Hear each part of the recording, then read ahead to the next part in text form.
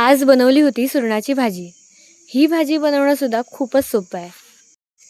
जसं बटाट्याच्या भाजीसाठी आपण बटाटे शिजवून घेतो ना, तसंच सुरणसुद्धा ना आधी शिजवून घ्यायचं।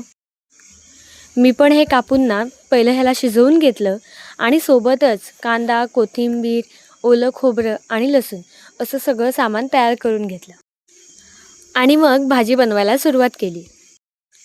पहिलं गरम तेलामध्ये थोडी मोहरी टाकली आणि मग त्यात लसणीला थोडा कलर आल्यावर त्यात चिरलेला सगळा कांदा टाकला। कांदा तेलामध्ये छान असा परतून घ्यायचा आणि मग कांदा चांगला नरम झाल्यावर त्यात थोडी हळद, थोडंसं लाल तिखट आणि गरम मसाला असे सगळे मसाले टाकून तेलामध्ये चांगले परतून घेतले आणि मग ह्यात शिजवलेलं सुरण टाकलं, चवीपुरतं मीठ आणि थोडंसं कोकम। ह्या भाजीला ना थोडी खाज असते, तर ती खाताना लागू नये म्हणून ह्यात थोडंसं कोकम टाकायचं। मग सगळी भाजी व्यवस्थित मिक्स केली आणि थोडंसं पाणी मारलं आणि मग झाकण ठेवून भाजी थोडा वेळ शिजायला ठेवली। थोड्या वेळाने झाकण काढलं, छान अशी भाजी तयार झाली होती।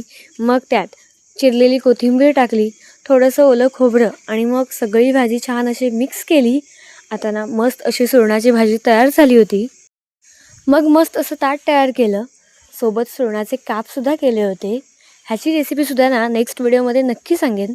आणि हो, जर रेसिपी आवडली असेल तर चॅनलला नक्की सबस्क्राईब करा। बाय।